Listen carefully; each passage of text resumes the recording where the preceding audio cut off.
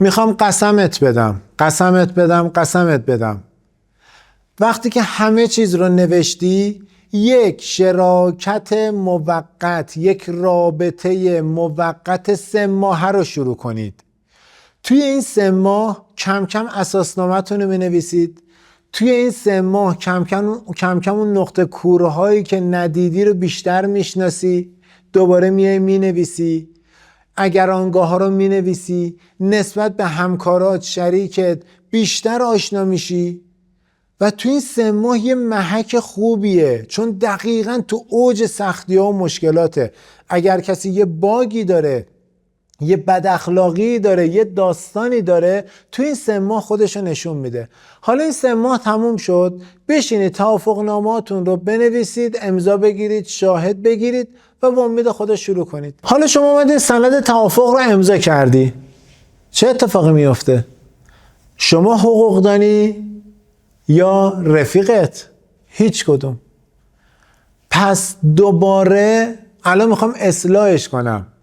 اکید توصیه میکنم قبل از امضای هر چیزی با مشاور حقوقیتون مشورت کنید.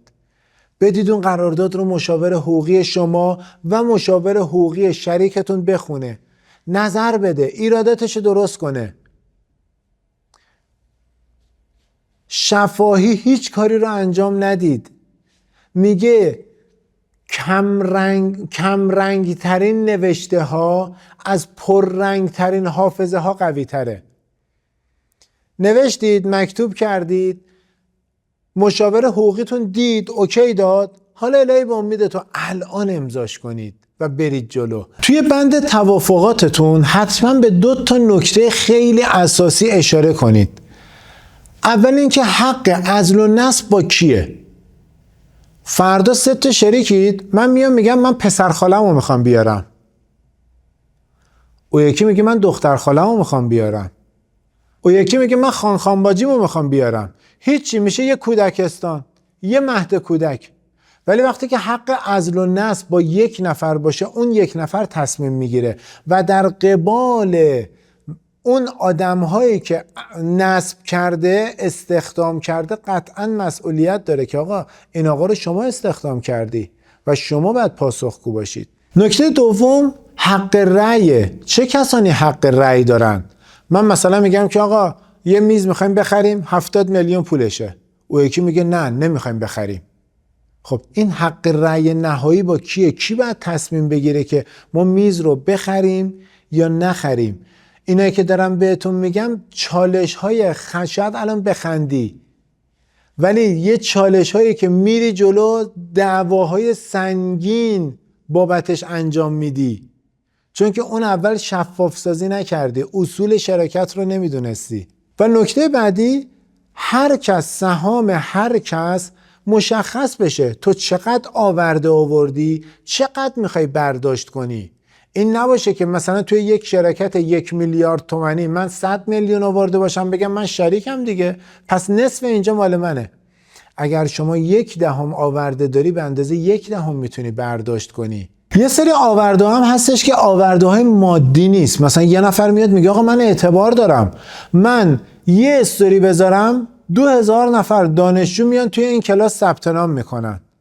اینها رو همه رو باید بشینید شفاف سازی کنید. نره جلوتر 2 ماه 3 ماه 6 ماه. این بگه اگر ساختمون من نبود نمیشد، اون میگه اگر درس دادن من نبود نمیشد، او یکی میگه اگر دانشجو به هوای من نمی اومدن نمیشد. این منته سر هم نباشه. هر کس هر آورده‌ای داره تبدیل به عدد بشه و در ازاش منفعتش رو برداره. یعنی اگر من گفتم آقا من یه ساختمان 10 طبقه آوردم، منفعتمو دارم ور میدارم، منتی سر باقی گروه نیستش. دوباره یه نکته دیگه ای که خیلی کار راه اندازه چیه؟ همیشه یه داور مرزی الطرفین معرفی کنید. اون داور مرزی الطرفین معمولا یه المثنا هم داشته باشه. چرا داور مرزی الطرفین؟ چون که حوصله دادگاه پاسگاه نداریم. تا یه الف به ب تبدیل میشه، آقا بریم شکایت کنیم. اولا که خودتون حلش کنید، دوم خودتون حلش کنید، سوم خودتون حلش کنید. حل نشد، داور مرزی و طرفین دارید. حرفتو میزنی، اون آدم میاد و نظر نهایی رو اعلام میکنه و دو طرف، سه طرف ملزم به اجرای حکم اون آدمن. حالا چرا میگم المثنی داشته باشید؟ این تجربه واقعیه. یه عده به اختلاف خورده بودن و یه حکمی رو مشخص کرده بودن، اومده بودن یه باغی رو درست کرده بودن، برای این باغ دیوار کشیده بودن و این دیواره یه قسمتش ریخته بود. آقا اختلاف پیش میاد، زنگ میزنن، این حکم میاد. این حکم نشسته بود زیر دیوار، داشت حرفای دو طرف سه طرف رو گوش میداد. یه قسمت دیگه این دیوار ریخت روی این حکم. این حکم هم مردش. خب ما گفته بودیم که داور مرزی و طرفین، وقتی که یه جا نوشتی داور مرزی و طرفین، دادگستری دیگه هیچ دخالتی نمیکنه. میگه اینجا تو گفتی داور مرزی و طرفین، من اینجا نقشی ندارم. اینجا برای داور مرزی و طرفینتونم یه المثنی در نظر بگیرید. همه این حرفا چیه؟ همه این حرفا برای اینکه پات به دادگاه پاسگاه باز نشه. وقتی که داری قرارداد مینویسی هی میگه آقا ولش کن، این که مهم نیست، بابا داداشمه، خواهرمه، بابامه. هی نمینویسی. ولی وقتی که پاش بیفته به دادگاه، اولش داغی میگی بذار برم پدرشو در بیارم. دادگاه ما هم که همه فرسایشیه. 1 سال، 2 سال، 3 سال میگذره، بعد خسته میشی، میخوای ولش کنی، نمیتونی. میگی اگه الان ولش کنم پررو میشه. اونجا به خاطر داغ بودن میری جلو، اینجا به خاطر اینکه پررو نشه میری جلو. تا میتونید یه کاری کنید، پاتون به دادگاه و پاسگاه و مراجع قضایی باز نشه، چون دو طرفتون محکومید، باید پول خرج کنید، پول زیاد خرج کنید و زمانتون رو بذارید و در آخر سر هیچ کدوم از شرکا راضی نیستن. تنها کسی که راضیه دادگستریه که همون اول پولشو گرفته. حالا ما با کی شریک بشیم؟ آقا هر کی از در اومد تو بگیم بسم الله، بشین سر سفره.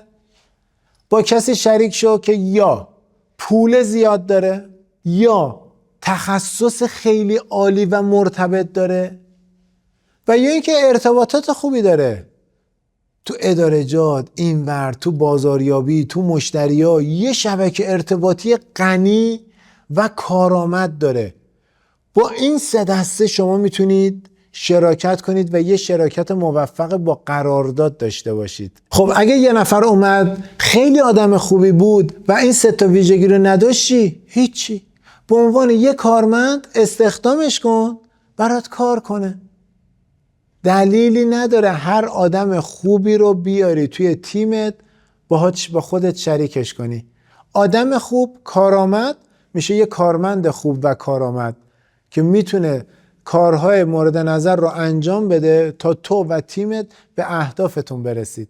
گفتیم شراکت یه موضوع خیلی مهمه. خیلی جاها ما باید با شخصیت شریک بشیم و قطعا ما با شخصیت ها شریک میشیم، نه با شخص ها. با کسی بیایم شریک بشیم که یک آدم صادقی باشه، صداقت در گفتار و رفتار داشته باشه. با آدم دروغگو شریک نشو. داره با تلفن صحبت میکنه، میبینی که آقا مثلا پارتنرش رو پیچون، میگی اوه عجب گرگیه، عجب آدم کارآمدیه. نه، این آدم یه آدم دروغگوه. با این آدم شریک نشو. امروز این آدم داره به نفع خودش دروغ میگه، تو کیف میکنی. فردا به نفع تو دروغ میگه، بیشتر کیف میکنی. پس فردا به نفع خودش یا یکی دیگه بر علیه تو دروغ میگه. چون دروغگویی چیزی نیست که شما بتونید درستش کنی، یه چیزیه که تو ژن آدم هست. یکی دیگه از ویژگی‌های شریک تجاری اینه که پرخاشگر نباشه. این پرخاشگری قطعاً به شراکت شما لطمه میزنه. ویژگی بعدی شراکت اینه که طرف سرد مزاج نباشه. آدمای سرد مزاج یه جورایی لختن، حال ندارن، کرختن، اذیتتون میکنن.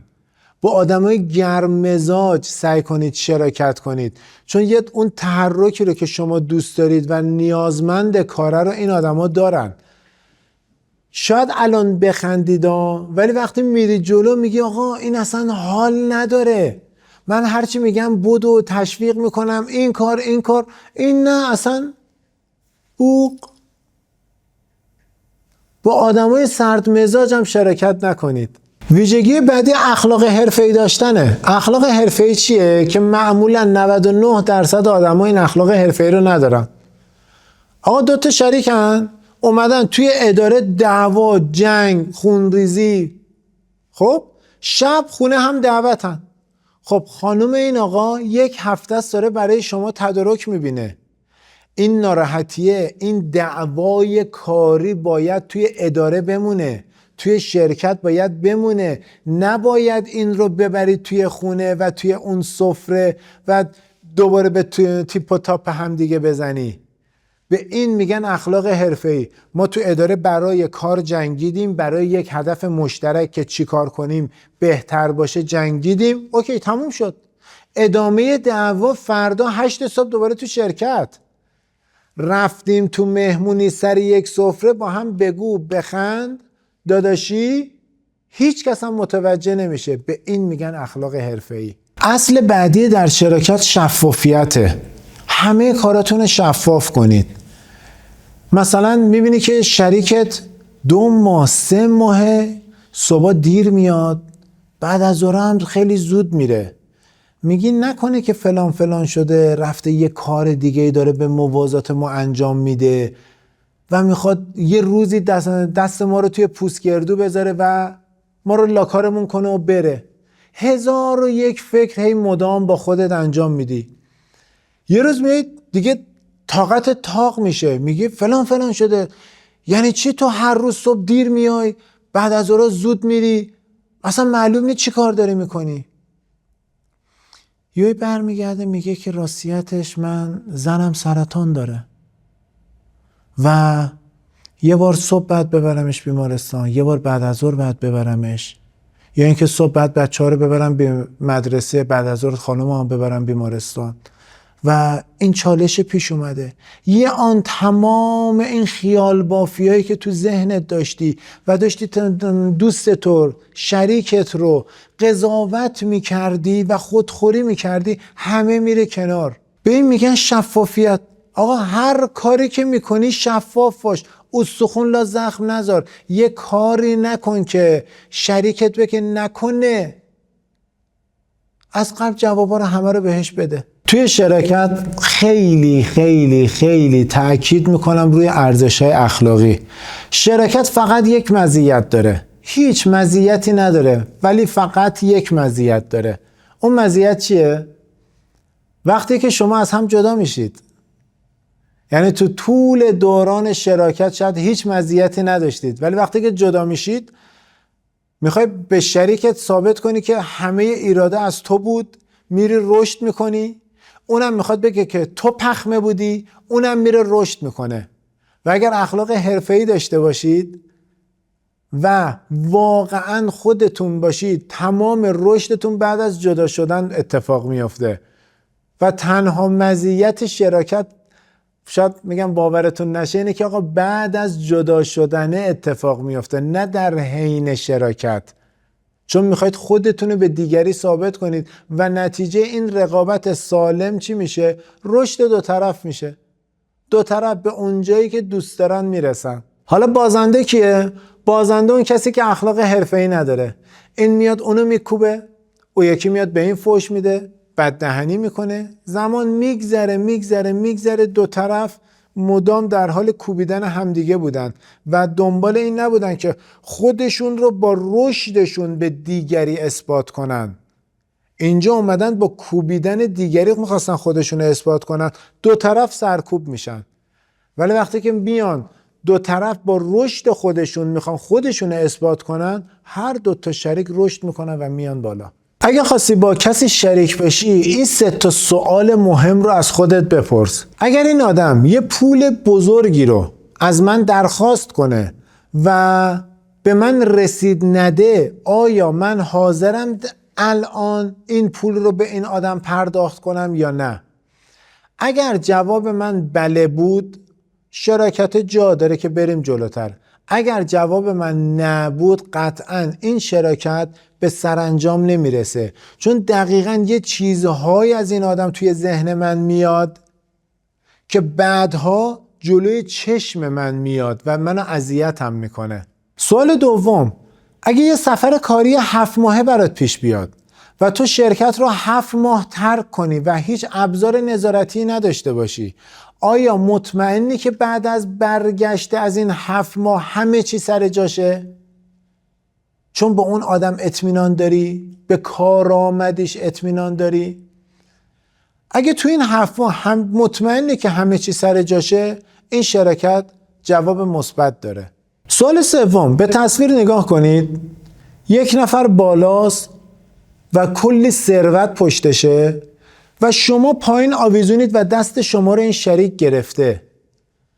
آیا این شریک دست شما رو ول میکنه که خودش رو نجات بده، بره به اون ثروت و موفقیت برسه، یا اینکه پات وای میسه حتی به قیمت اینکه خودش هم بیفته و دستت رو رها نمیکنه؟ شاید الان مثلا بگیم که آقا بحث فلسفیه، نه، ولی یه جایی میرسه که آدم ها باید انتخاب کنن، باید بین منافع شخصیشون و حفظ ارتباطشون یکی رو انتخاب کنن. از الان شما همه اینها رو برای خودت تصور کن. بهترین مدل شراکت مدل شراکت ولد و والده، پدر و مادر با دختر یا پسر. چرا؟ چون این دو نفر اکثرا خیرخواه همدیگه‌اند. کاری به استثناش نداریم. میخوایم مثال بزنیم. یک نفر اعتبار و تجربه آورده، یک نفر شادابی و فعالیت آورده و چون خیرخواه همدیگه هستن، این شراکت خیلی با سرعت پیش میره. یا اینکه دو تا خواهر با هم شراکت خوبی رو تجربه میکنن، ولی بدترین مدل شراکت دو تا برادر با همه، چون که هیچ دو تا جاری نمیتونن با هم بسازن. دو تا باجناق میتونن با هم بسازن چون شراکت مال خانوماست، ولی دو تا جاری یه کاری میکنن که شراکت این دو تا برادر به هم بریزه. اگر این جاری هم نتونن، قطعاً بچه هاشون یه کاری میکنن که این شراکت به هم بریزه. آخر سر هر کاری هم که بکنی میگه آقا عموم همه سرمایه بابای منو خوردش رفتش. بدترین مدل شراکت هم شراکت زوجینه. بین زن و شوهر یه رابطه عاطفیه. اگر رابطه شراکت کاری پیش بیاد، معمولا نمیتونن این مرزه رو حفظ کنن و یه جایی به تاپ و توپ هم میزنن و وقتی که شراکت کاری رو به هم بزنن، معمولا شراکت عاطفیشون رو هم تحت تاثیر قرار میدن، اونم ناخودآگاه به هم میریزه. مثل سریال آشپزبازی بود دیگه که پریز پرستویی بازی کرده بود. مثال ساده همین بیزینس شراکت زن و شوهره. من اگه بخوام یه مدل موفق برای شراکت معرفی کنم، همونجوری که تو عکس دارید میبینید، عکس برج پتروناس مالزیه. 2 تا ساختمون مجزا با 2 تا فونداسیون مجزا اومدن بالا. فقط یک پل ارتباطی که شاید موقت باشه بین این 2 تاست. فونداسیون جداست، بنا جداست، ساختمون جداست، همه چی جدا. نیومدن همه چیز رو با هم قاطی کنن. بیزینس هم همینه. بیزینس موفق شراکتی مدلیه که 2 نفر 2 تا بیزینس مجزا داشته باشن، ولی برای اینکه هزینه‌های سربارشون بیاد پایین چیکار میکنن؟ مثلا میگه که آقا من این واحد رو اجاره کردم، 2 تا اتاق خوابش اضافیه، بیا تو از واحدهای من استفاده کن، منم به جای که از تو پول بگیرم 20% از سهام شرکتت رو میام ازت میگیرم. 2 تا بیزینس جدا که هیچ ارتباطی با هم ندارن و نمیتونن روی هم تأثیر بذارن و هر زمان هم که بخوان راحت میتونن از هم جدا بشن، چون که فونداسیونشون جداست. این پرینتر نیورده اون لپتاپ بیاره، این اسم شرکت رو ثبت کنه، اون دامنه رو ثبت کنه، آخر سرم وقتی که میخوان جداشن همه رو نابود کنن، چون غیر قابل تفکیکه. یه جنبندی بخوایم بکنیم اینه که تا میتونید شراکت نکنید. به قول جکما سر سگ بودن بهتر از دم شیر بودنه.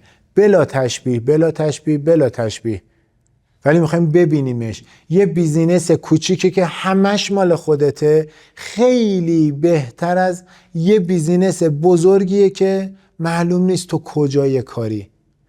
پس شراکت نکنیم. مرسی از همتون.